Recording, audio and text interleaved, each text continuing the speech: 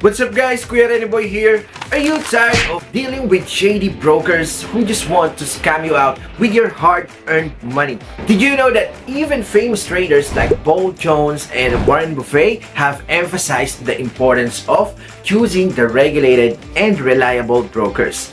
They didn't become legends in the trading industry by trusting just any platform. Well, worry no more, because for today's video, I'm going to show you on how to identify trustworthy brokers. And I'm going to introduce to you this one broker na sobrang the best. Okay, talagang reliable when it comes to trading industry. For those people who just jumped into this video, my name is Kuya Rene Boy. I've been creating videos for more than 5 years now. I'm creating contents about work from home tips, call center tutorials, and marami na po tayong natulungan na magkaroon ng work. Kaya kung bago ka lang dito, don't forget to like this video at i-click mo yung subscribe button at yung notification bell para updated ka kada meron akong bagong upload. And by the way guys, survey muna tayo.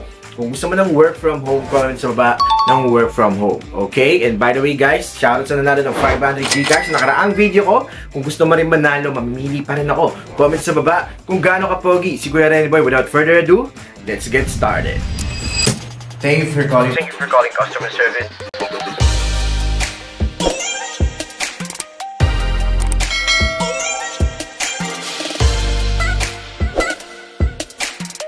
Welcome back sa channel ng mga swabe nagbabalikan yung likod, Kuya Rene Boy. Okay, in this video, we will cover 3 important things. Okay, number 1 is the key characteristics of trusted brokers. Number 2, examples of secure and recommended brokers. Number 3, how to check a broker's credibility on your own. Alam naman natin guys na ayaw natin na nasasayang or nai-scam yung pinaghirapan natin na pera. Kasi kahit si Kuya Rene Boy, danas ko yan, ay nakakabwisit talaga.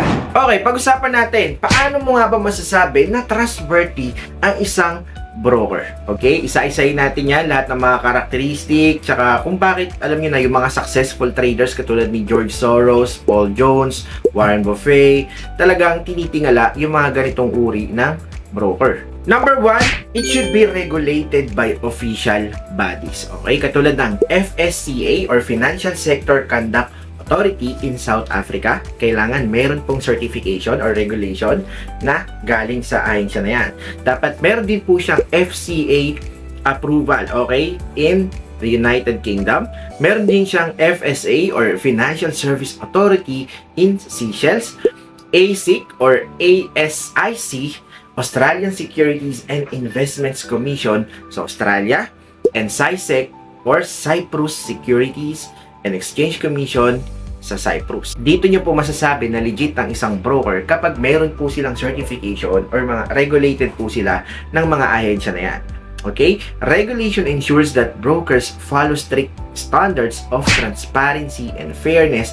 For instance, katulad nung kanina sinabi ko, si Paul Jones, kilala yan, alam nyo yun, sa mga accurate predictions niya during 1987 market crash, has always emphasized dealing with regulated brokers to ensure integrity and fairness in trading. Okay? So, number 1 yan guys, it should be regulated by official bodies. Okay? Number 2, transparency in fees and trading rules. Okay? If a broker hides their fees or charges, nako, magtaka ka na. Okay, kailangan guys, transparent sila sa mga charges tsaka sa mga trading rules nila. Okay, kapag meron ka nakita ng mga unexplained costs, nako po, red flag na agad yan. Okay, si George Soros guys, yung nabanggit ko kanina, isa siya sa tinagurian or parang binansagan kasi pinakilala siya, broke the Bank of England. Isa siya sa mga nagpalugi ng bangko dun sa England guys. At lagi niya sinasabi na bilang trader, deserve natin na malaman kung ano ba yung pinagkakagastosan natin at kung ano ba yung binabayaran natin. Okay, number 3, clear deposit and withdrawal methods. A good broker provides multiple transparent and accessible ways para makapag-deposit at makapag-withdraw po kayo ng funds ninyo. Okay? Dito nyo po malalaman na legit ang isang broker kapag napaka-flexible at malinaw yung mga instruction nila sa pag-withdraw ninyo ng pera. Kailangan marami po silang payment option. Bawa, pag Gcash lang yung payment method, di ba? Pag PayPal lang, magtaka ka na, mag-isip-isip ka na kung legit pa ba yan. Okay? Number 4, positive reviews from experienced traders. Okay? Platforms like Trust Finance and WikiFX offer unbiased reviews from seasoned traders, even popular investors like Ray Dalio. Okay? So, ito yung mga platforms na pwede ninyong i-check Okay, nagre-review sila ng mga iba't ibang trading platform kung legit ba to o hindi, at unbiased po lahat ng mga sinasabi nila tungkol dun sa na-experience nila dun sa broker or sa trading platform. Okay? Number 5, responsive and professional customer service. Kapag wala po kayong nakukuhang support or wala pong nagre-reply na support sa inyo, kapag nagtitrade kayo, guys, magtaka na kayo, red flag na rin yan. Kasi paano ninyo mawi-withdraw yung pera ninyo, or halimbawa nagkaroon ng maintenance tapos wala na nag-aasikaso sa inyo, wala nagre-reply. Pag mga ganyan, guys, red flag na agad yan. Wag na wag po kayong magtitiwala basta-basta. Number 6, fast and fair order execution. Okay? Your order should be executed quickly at the price you intended. Okay? Kailangan guys mabilis. Mabilis ninyo nakukuha or real time nakukuha yung pera ninyo. Kapag may mga manipulation dyan or may mga delays, naku po, magtaka na kayo, takbo na kayo, or iwasan nyo na yung trading platform na yan. Pinabanggit ko kanina, si Warren Buffett, a firm believer in fundamentals, highlights the importance of accuracy and transparency in trades. Okay? Number 7, guys, clear spreads and commissions. Okay, you should never feel like you're being tricked by hidden fees. A reliable broker will provide full information in trading costs. Kailangan upfront. Okay guys, kailangan yung spreads, yung mga commission, dapat malinaw po yung mga binibigay na instruction. Okay? A trustworthy broker will always be transparent, accessible, and regulated. And one such broker that ticks all the right boxes. Okay? So, eto na po guys yung tinutukoy ko kanina pa. And guys, if you are looking for a legit and trustworthy trading platform, I would like to introduce to you IUX Company. IUX guys ay isa pong legit broker na talagang pwede kayo mag-trade nang hindi kayo kakabahan. Okay? Lahat ng mga binanggit ko kanina, yung mga kailangan yung i-check para malaman kung legit ang isang company, lahat po yan ay nandito sa IUX. IUX is regulated by the FSCA and FSA, which ensures their operations are monitored for fairness and transparency. This means they adhere to strict rules, much like the standards followed by major brokers trusted by legends like Paul Tudor Jones and George Soros. Okay?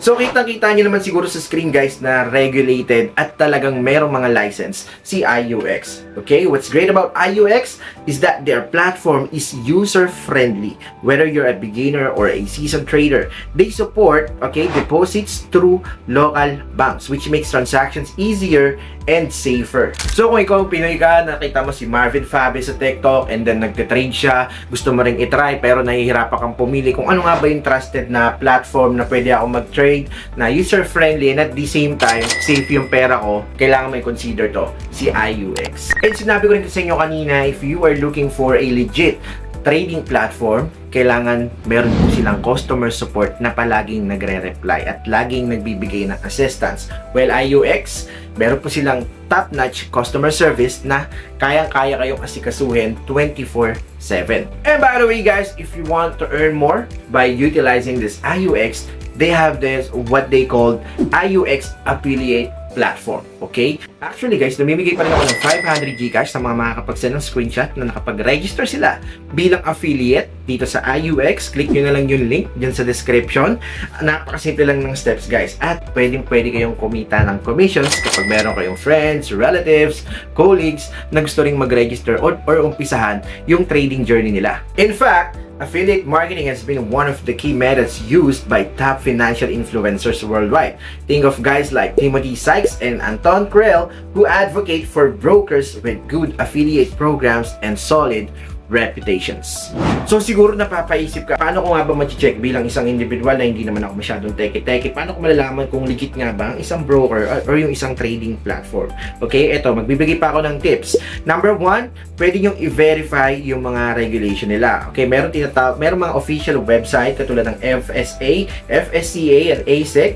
Kailangan nyo lang i-double check yung pangalan ng broker na yun kung nakalista sa mga regulated entity. Okay? Pangalawa, pwede kayong manood ng mga YouTube videos to check reviews tungkol dun sa trading platform na gusto ninyong i-try. Pero yun nga, katulad na nabanggit ko sa inyo kanina, IUX, number 1 yan. Okay, number 3, test deposit and withdrawal. Okay, wag na wag po kayo maglalagay agad ng malaking halaga. Always try na maglagay lang kayo ng small amount hanggang sa kapag nakampante na kayo, tsaka lang po kayo maglalagay ng malaki. Okay, number 4, avoid brokers with unrealistic promotions. Okay, wag na wag po kayo magtitiwala basta-basta sa mga pangako na ganito, may promo kami ngayon, malaki rin yung mababalik sa yung rebate or 200% yung babalik sa deposit mo. Wag na wag po kayo agad-agad magtitiwala. Okay? So, kung gusto niyo i-check yung credibility ng isang trading platform, pwede niyo bisitahin yung mga websites na to. So, to sum it up, always ensure your broker is regulated, transparent, and backed by good reviews. Okay? And if you're looking for a trusted broker, you can start with IUX. So guys, IUX is a solid choice, especially if you are just a beginner in trading or if you are a seasoned trader. Pwede nyo nang itry si IUX. And if you're interested to become an affiliate, if you want to earn more dito sa pagtitrade, pwede ninyo i-consider yung IUX affiliate. IUXaffiliate.com. Pwede nyo rin i-click yung link dyan na nilagay ko sa description sa baba. Kung nagustuhan nyo yung video na to, don't forget to like this video at i-click yung subscribe button at yung notification bell para updated ka. Meron pa akong paparating na work from home video. Abangan nyo yan sa next upload ko. So that's it for today's video. Trade smart, stay safe, try nyo si IUX. Kita-kits po sa next video ni Kuya Rene Boy. Let's go!